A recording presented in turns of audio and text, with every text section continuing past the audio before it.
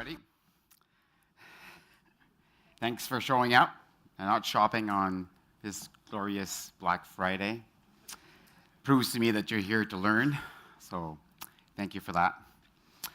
Hard to see, but who here is an engineer? Anybody? 1, 2. Marketing people? Students? Public speakers? Yoga teachers? Who here is an individual? Who here is passionate? A little higher. Passionate. I'm going to start with the bad news. The bad news is there are no more jobs. There's none. And the jobs that we find are, directed. The boss will want you to work faster, smarter, do it without resources. They're not passionate jobs. When I graduated from university, because my father and my mother told me that the path to success and happiness was this: you study hard, you go get a degree, you get the job you love, you work all your life, success.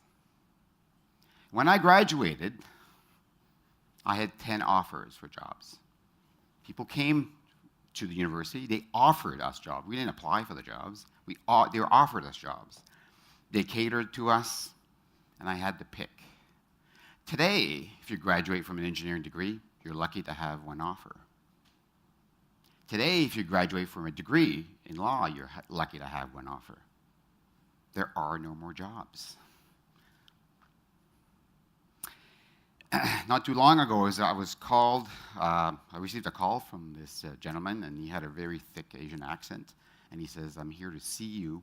I'm an outsourcing company, and we have lots of competent software developers. They've gone through all this training. They're certified. I'd like to go see you." I laughed a bit. I said, "Well, we're in Moncton, New Brunswick. You must be calling from New York." No, we're here. Right here in Moncton. I said, "Okay, well, come on down." And he did. And he gave me a sales pitch. He said, "We have over 200,000 software developers. And our cost is 1/10 of yours." I smiled. I said, "Well, we only have a team of 10. Surely you don't want those jobs." "Absolutely," he told me. "That's why I'm here." I smirked again. I said, "No, thank you." And the reason for that is I wasn't looking for developers. I was looking for individuals. I was looking for passion.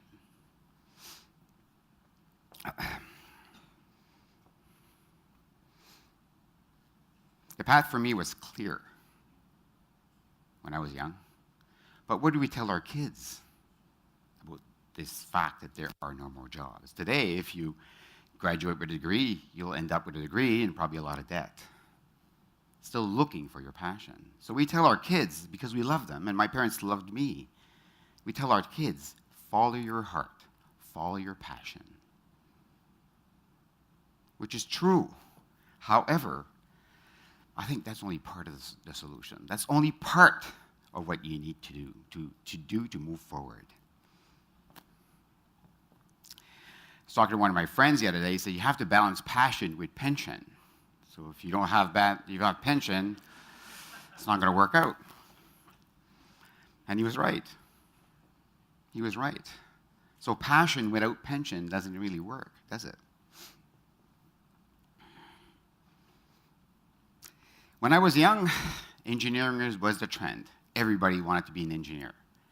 10 years after, nobody wanted to be an engineer. Everybody wanted to be in finance. 5 years after that, everybody wanted to be a lawyer.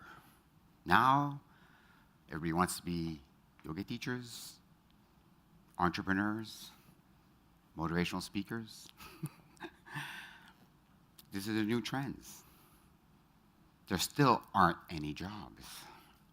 But yet you know people that make a lot of money, don't you? I love yoga, as an example. I do yoga every day, and I'm going to go to New York to see a great yoga teacher. Now, most yoga teachers that I've met make barely enough money to pay the bills. They may be passionate about what they do. They're following their heart.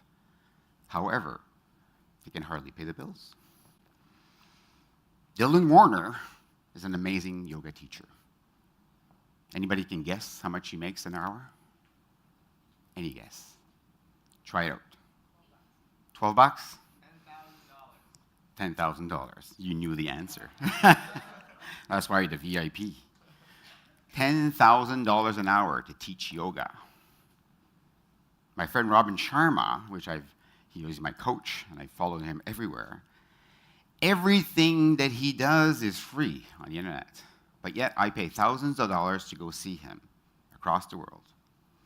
I had the opportunity to ask him, how much do you charge an hour? Any guess? You can't say. Anybody? $165,000 an hour. Canadian, still. But still, right? So if there are no jobs, why do these people make so much money? Well, I'm here to tell you their secret. I'm here to tell you what you need to do.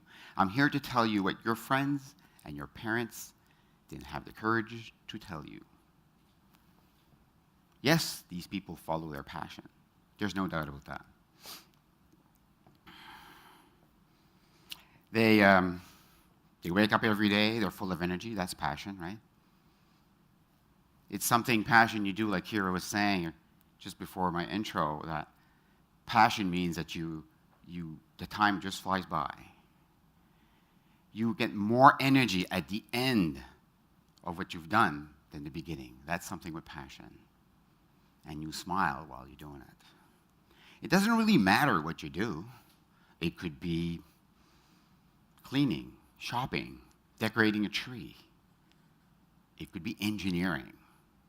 But passion is the first key to discovering how to be a successful person. I'll give you some examples. Marcia is my friend. And she collects these. She's got 10,000 of these at her home. They're free. But she tells me with passion how these are not so free for her because she wants special ones. Now, she's very successful because she turns these little pieces of beauty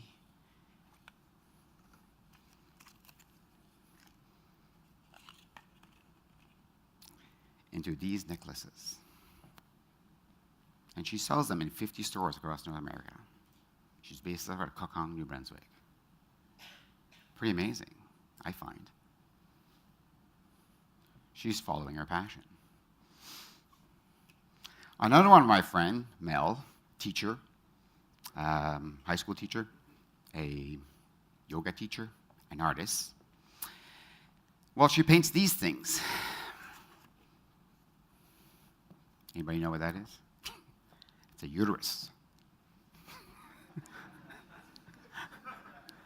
It says, "You're overreacting."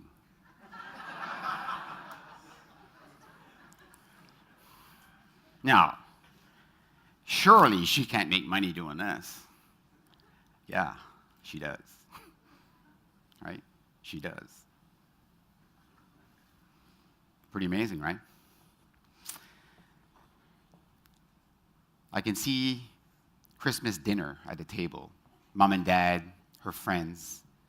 What's my career path, Mom? I think you should go take 4 years at university to learn how to be a teacher so you can learn how to spell correctly. Then you should follow that with a liberal arts degree so you can learn to draw. Finally, you should go and take a yoga teacher so you can put all that together and draw ovaries for a living. That's the path. Makes sense to me, doesn't it? But here's the big lie. The big lie is if you follow your passion and you don't figure out what your talent is you'll never figure out how to be successful. I thought I was going to be a football player. I'm not built for that, obviously, to you. Not to me. I'm that little dog that wants to go after the big dog, right? I didn't realize I wasn't built to be a football player. And that's the fallacy we live in. We live in a world that we think we can do anything because we've been programmed to believe that. All our lives, our parents have been telling us, you can be anything you want. False. I can't be a football player. We're not all built the same. That's okay, though, because we're all individuals, right? The trick that you haven't learned yet is to listen to your talents, to listen to your thank yous. Through the power of others, you can actually discover how to draw your own ovaries. Through the power of others, you can actually listen. And the best example I can give you of that is recently I was at the office and I wanted to talk to Shelley. And she was answering the phone. She was not paying attention to me at all. Yes, please hold. Yes, please hold. Yes, please hold. I said, okay, why can't you give me some attention? And why are these people on hold?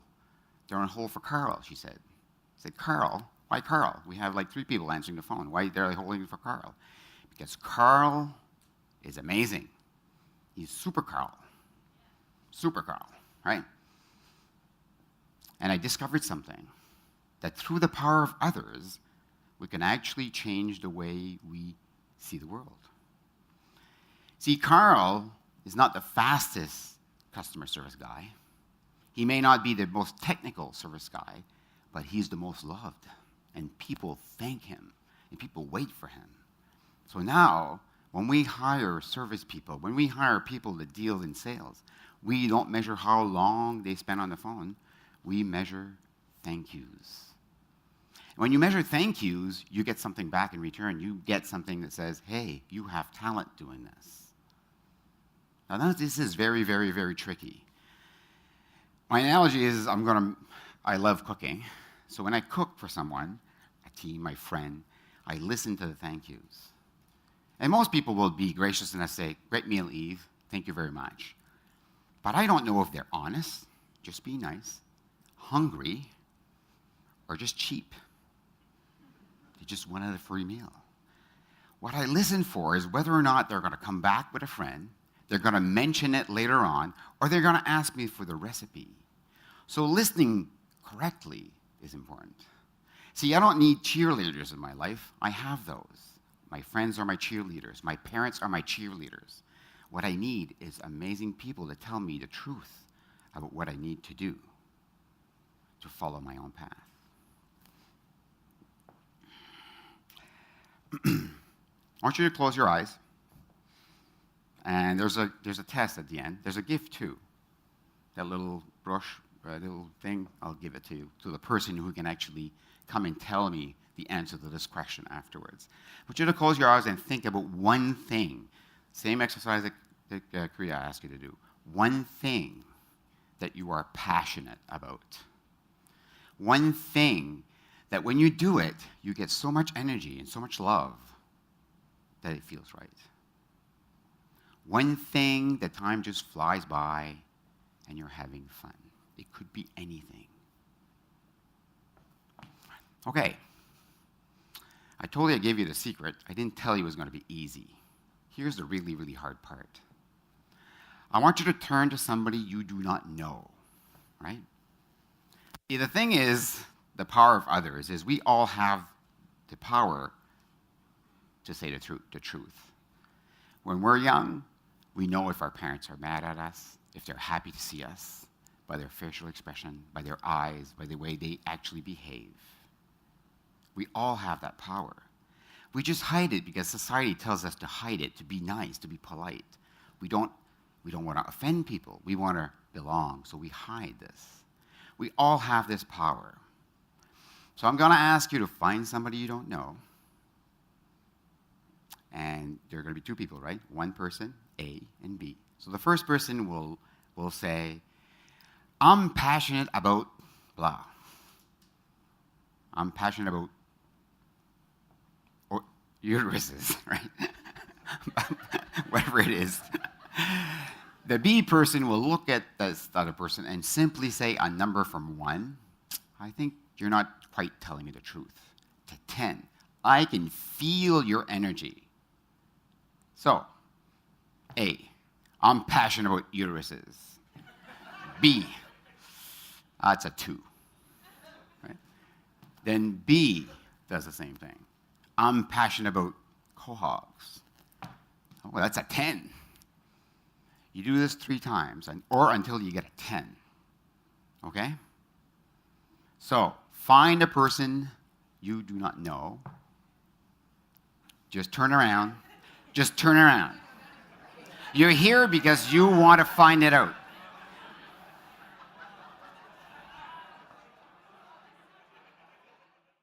Is that fun?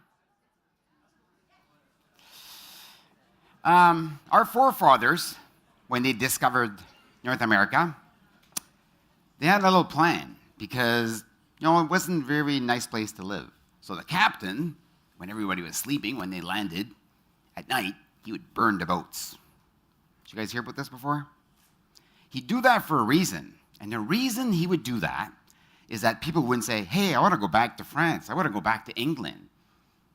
I don't have a house here.